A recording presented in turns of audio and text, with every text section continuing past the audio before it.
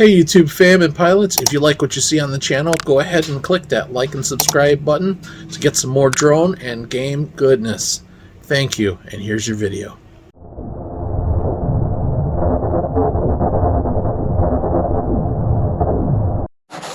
Alright, so we're definitely starting the assembly of the build.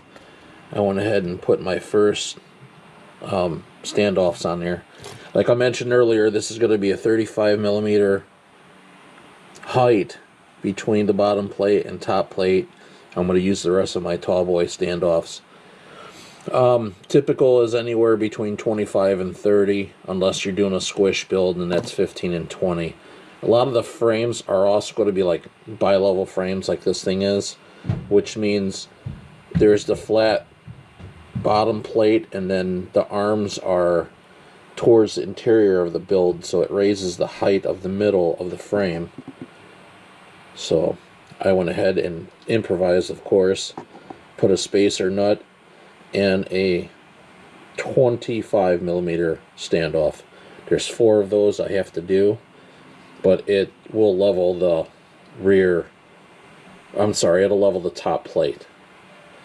And also, I have started my 3D print of the VTX holder and the Immortal T, the antenna receiver holder for the crossfire antenna. Alright, let me go ahead and film the rest of the assembly. Alright guys, so I did forget to mention another very important tool in your arsenal of building FPV drones is going to be a hot glue gun. Can't stress that enough. Make sure you have a hot glue gun and enough hot glue sticks, obviously. This is a mini gun. It's a low temp, but it's very, very effective as far as securing things like antennas and whatnot down onto the quad. You know, if you wanted to secure additional boards, whatever the case may be, and if you needed something that is moldable but lightweight adhesive, hot glue is hard to beat. Alright, so I managed to find some of my other camera TPU mounts for the FPV camera, so I am going to reuse these. But you'll find any kind of camera TPU mount on Thingiverse. I'll leave a link below in the description that'll lead you straight there. Real easy stuff to print out. Also, certain companies like iFlight have TPU prints for their frames that they sell. Just go on to iflight.com and do the research.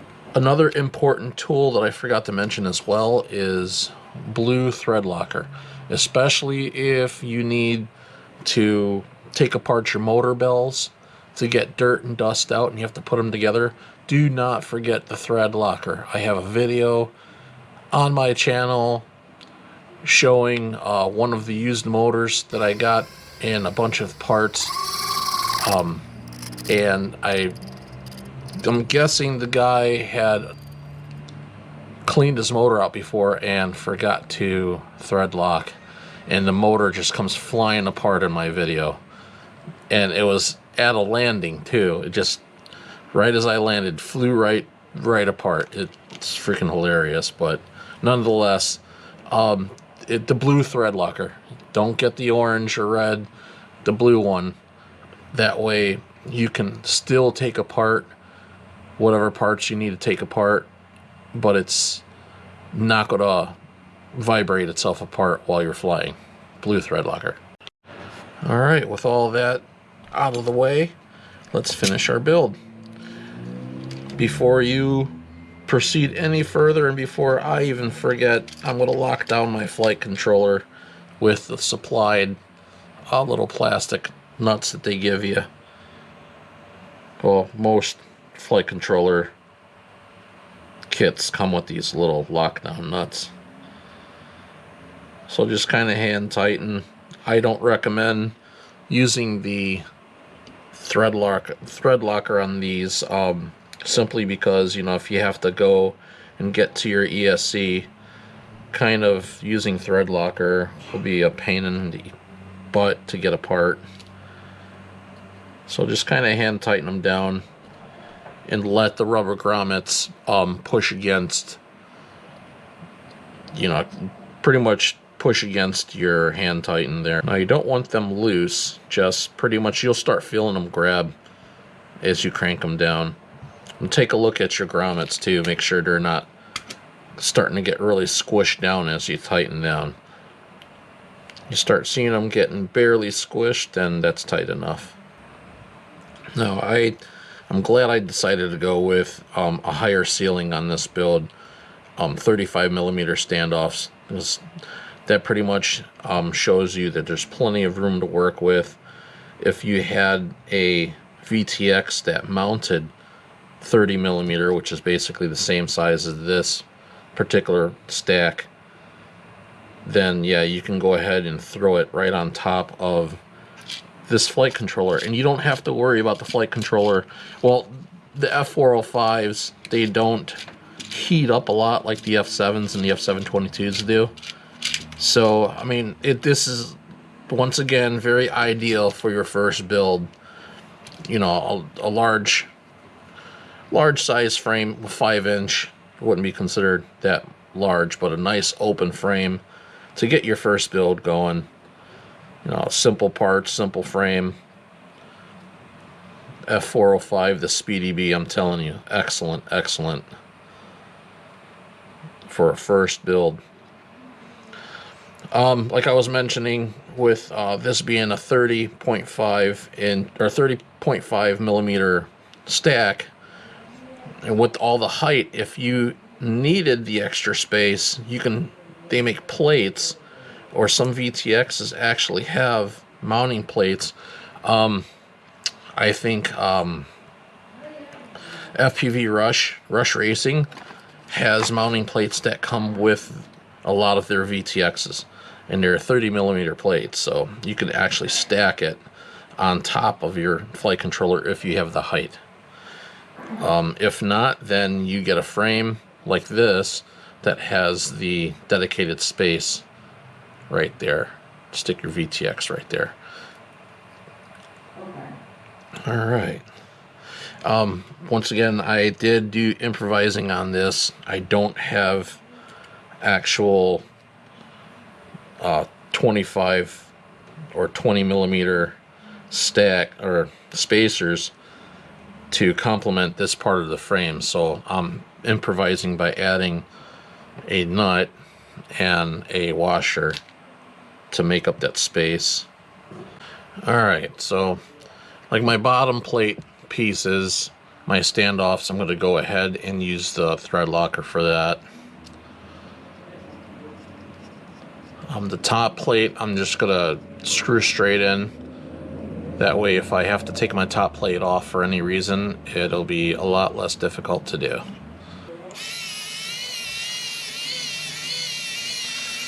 This little mechanical screwdriver is pretty darn helpful too. Nobody's going to knock you for using a manual one, but just in case when you're putting your frame together, if you have a hard time getting screws through, just go ahead and just run them through. I wouldn't try pushing them through. You know, it's in fear of damaging the holes that you're trying to put the screw through. So if you run into any resistance, just turn them through. Like this thing's giving me a hard time. There we go. Much like the one in the ones in the front. Let me move my receiver out of the way.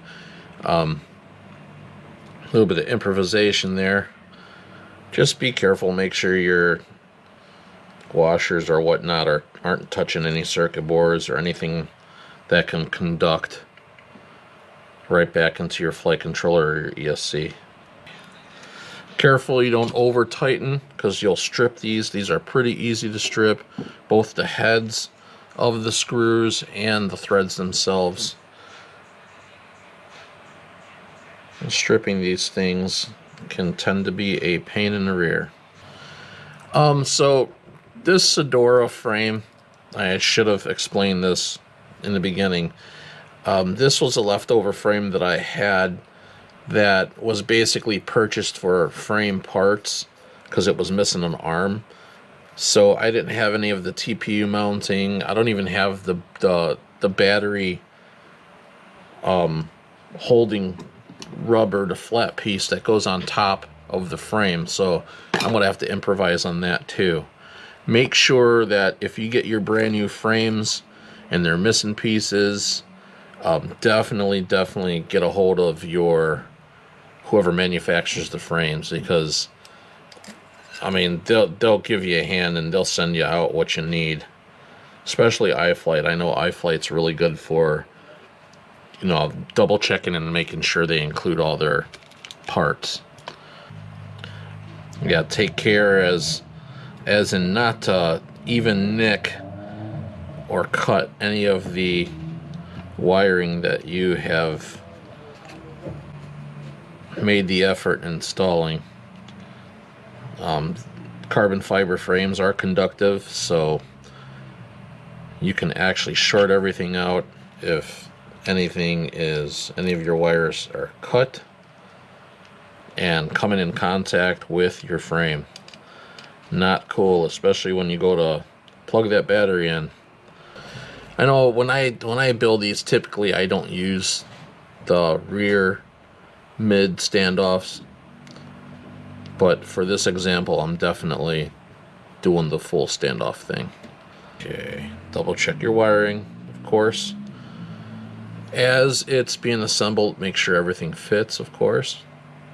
So far, so good. Get a general idea of what this thing's going to look like it's coming together.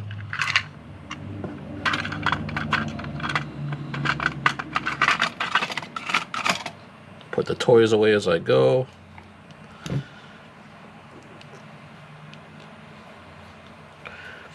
Okay, I'm going to put the rear standoffs on right now because my 3D print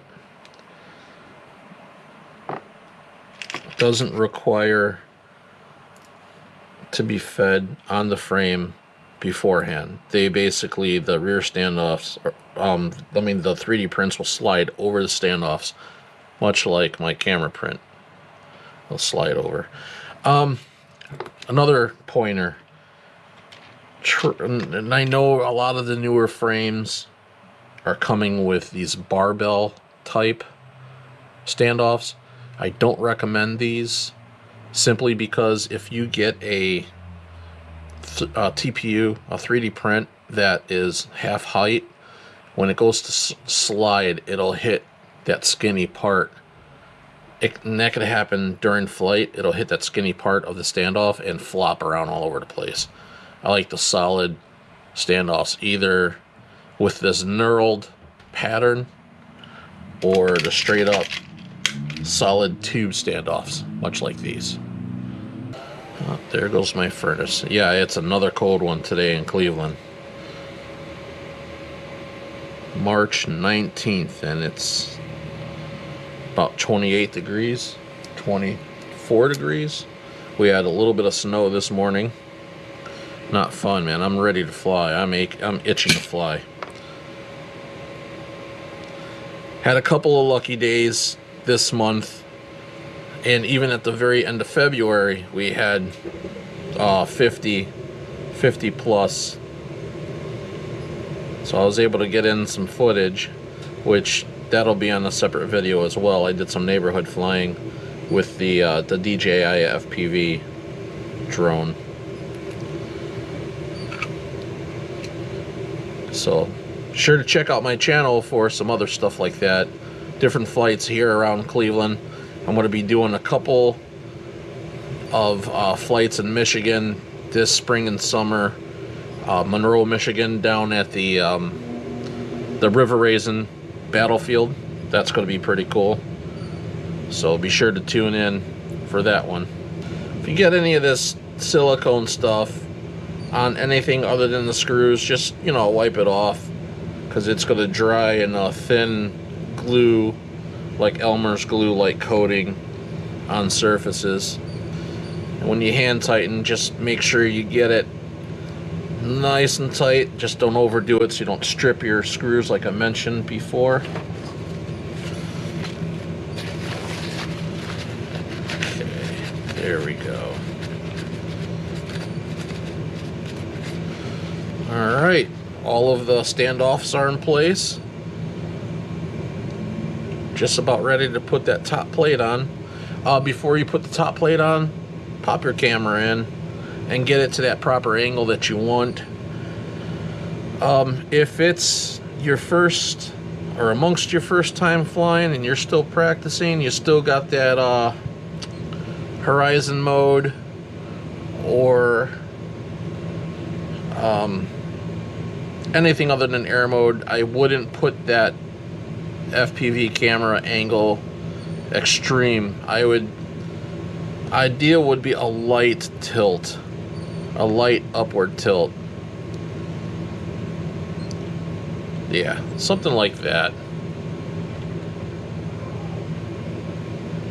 Just a very light upward tilt, because you know your drone is going to fly like this. And I'm sure you guys have already seen through many videos out there flying characteristics of FPV drones. The faster that you're flying, or the higher your tilt is, the faster you'll be flying. Like that's a high angle there for speed flying. So just try to get a perfect balance until you're used to flying your drone. Yeah. Okay, so we're gonna lock this camera. Well, let me plug it in. Don't forget your twist on your camera. And it is okay if you got a little extra wire there. If you want to, you can zip tie that, or just kind of squeeze it in place and it'll stay like that.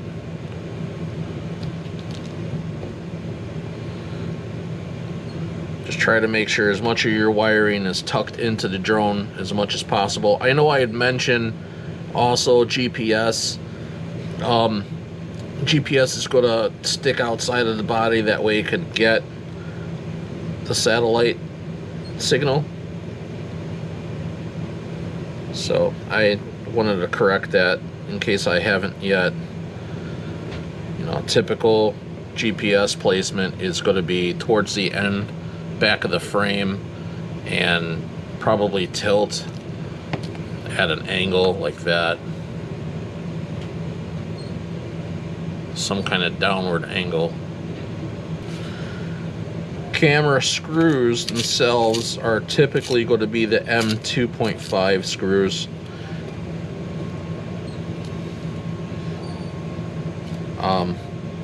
And typically the screws, they come with the cameras. So, but I have collected numerous parts over the couple of years I've been doing this, so I have extra M2 screws. I use an Allen key for these because they usually fit pretty tight, so the screw stays on the Allen key.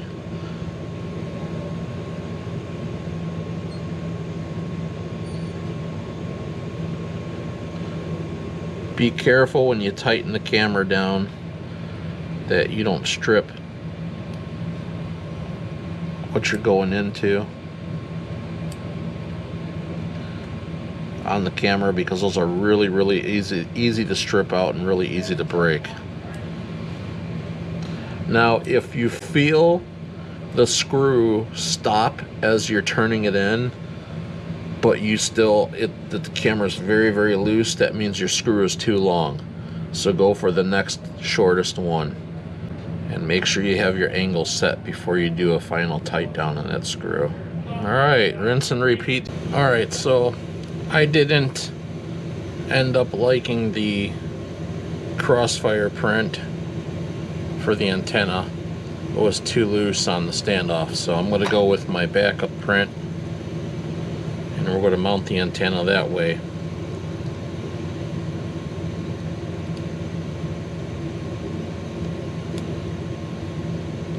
It's a nice solid print. I think I have the print file.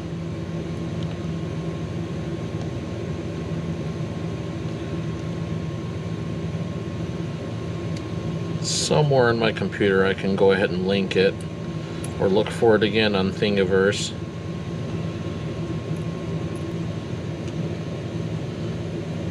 It's a pretty solid hold on that antenna, which is ideally what you want. You don't want the antenna to go flopping around all over the place either.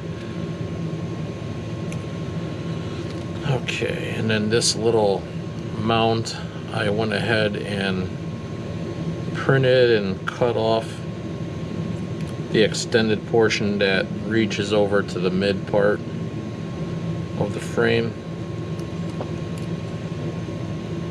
just to make the build a little bit more flexible. All right, put the grip ring back on there. This is a toothed ring that grabs onto the TPU as you tighten it down, so it doesn't slide around. Okay, let's lock that in place.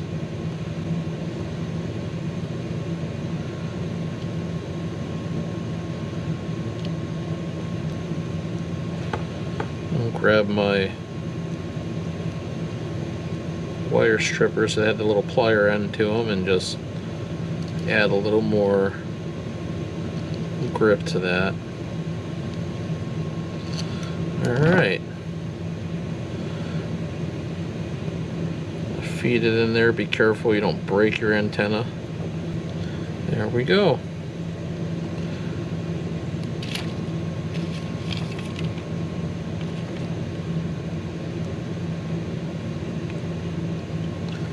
Now, I do like having my antenna tilt down a little bit. Makes it less of a chance to catch it on anything while I'm flying. It really is up to you depending on what kind of flying you're going to do. Now at this point, we can go ahead and secure the XT60 plug.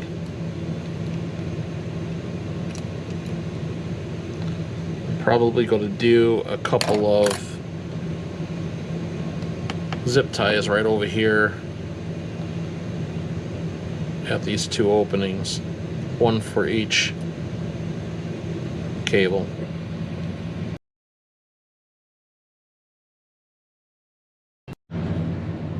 Alright, doesn't have to be extremely tight. I found my zip ties there.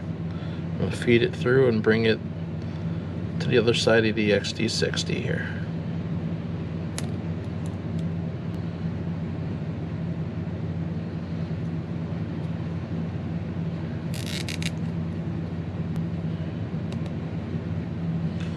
Repeat the process for the other side.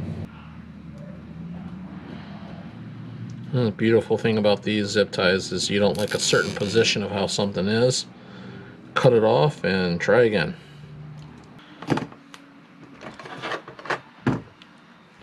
Snip these bad boys.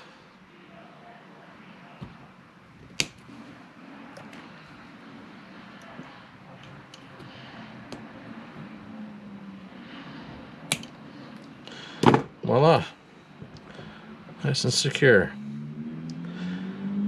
Alright, last but not least, have our crossfire receiver. I'm going to go ahead and orientate the receiver a little bit closer to the left side of the frame. Oh, I'm sorry, scratch that. Let's flip it. Careful when plugging your antenna connector back onto the receiver. Okay, now remember how I mentioned about the whole hot glue gun thing, right? Well, this is where this is going to come into play here, because I'm going to put a little smudge of hot glue on this to keep this connector from falling apart. So let's unplug that, because you do not want this to pop out when you fly. You get something called fail-safe, and you end up with a lost drone. You know, you can mount this with some double side, that Gorilla stuff that I showed you, actually onto the flight controller if you wanted to. Oh, and just in case you're wondering, yeah, that's a heatsink on top of there. I know the F405s don't run all too hot, but I make it a habit on my build to put heatsinks on all of them, so there's a heatsink on there. Alright, so I'm going to use my Gorilla tape for this.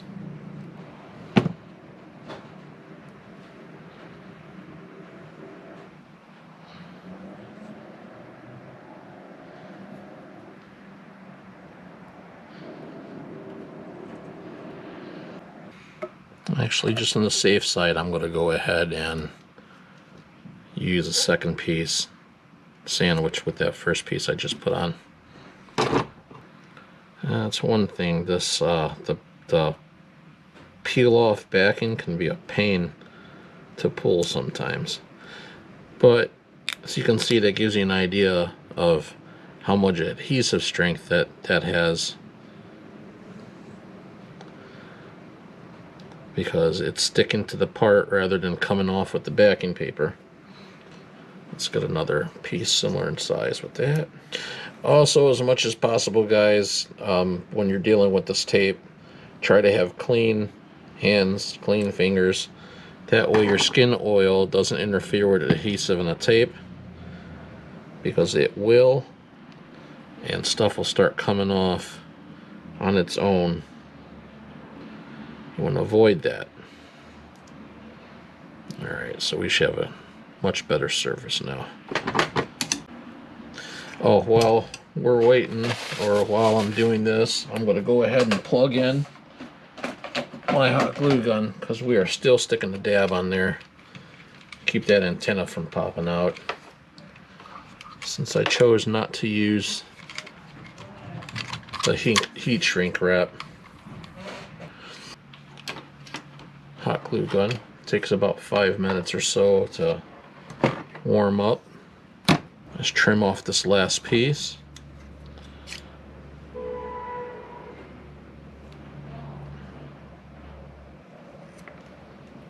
There we go.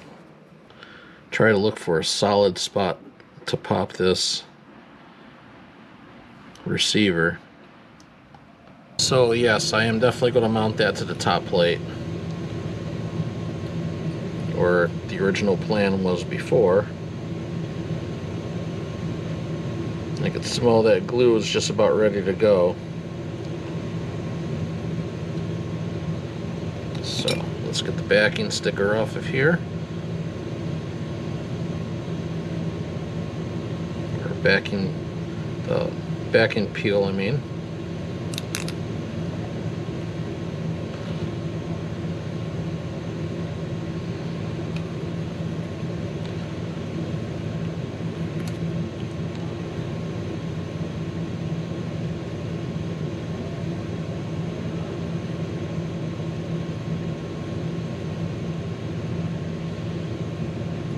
Right there.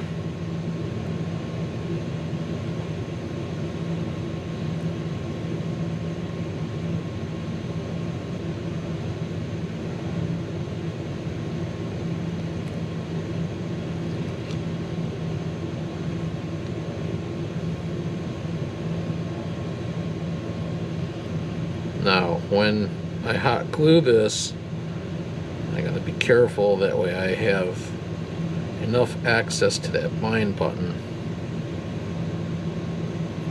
when I go to bind this quad to my Crossfire setup. So what I'll do is I'll glue it 2 different ways. I'll make like a little bridge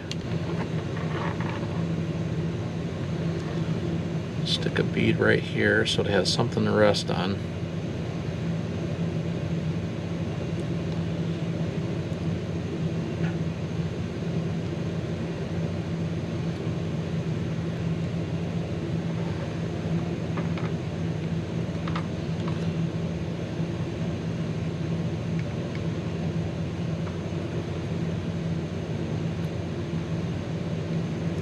So we'll make that bridge here.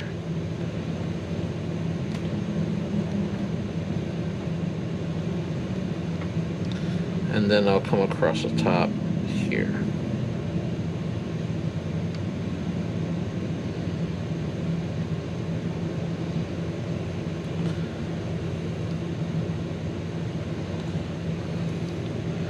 Keeping in mind that I still have to pop this back on, and there's going to be a column right where that hole is at.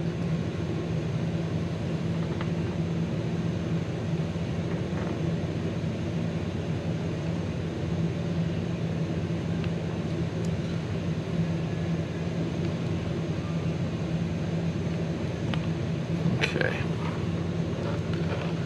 Hot glue is another one of those materials that are very, very lightweight.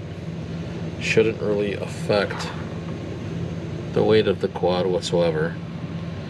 This being your first build, it's probably going to end up being a little bit heavy anyways, which is not a problem because the 6S quad has enough power, torque to negate that weight, especially with the certain props that are out there too. Alright. Okay, that's it. You're going to find many different uses for your hot glue gun, but this is one of the #1 things, is securing parts in place, especially these little UFO antenna connectors. Now I do plan to run a GoPro on this thing too, but as of right now we're just going to skip that part. Is about it for that. So we have this UFO connector pretty much surrounded. The glue's getting pretty solid quick because it's nice and cold here in this basement, and my bind button is still out in the open. So that's the beauty. Alright. Before putting this thing completely together, just double check your spacers, your standoffs, make sure everything lines up. I'm going to go ahead and definitely put it together, put the screws on the spacers, and check the functionality on Betaflight on the flight controller. I'm not going to put power to it just yet. And I also need to find that battery pad for the top surface here. Alright, so I was able to create my own grip tape battery pad for that top plate. And now I'm going to feed the battery strap through. Now this is an old iFlight battery strap, but I needed something big enough for the 6S battery's girth. These aren't the easiest things to feed through.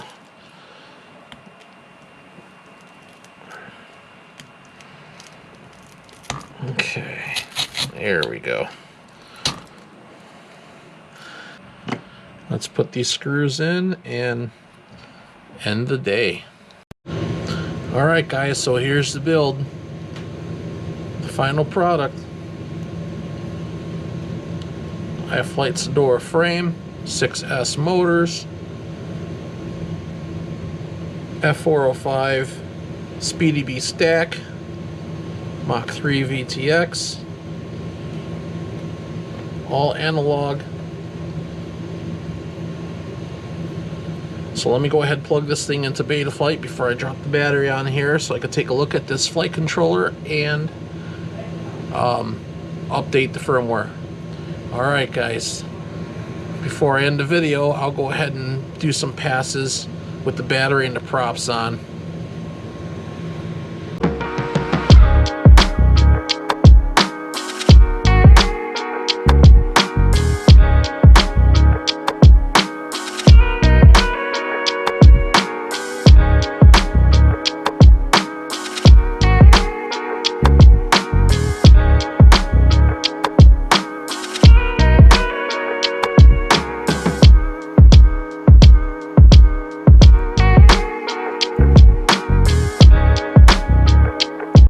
Okay, YouTube fan pilots, that was a video a long time in the making, and I hope you enjoyed it as much as I enjoyed making it. So get out there and fly.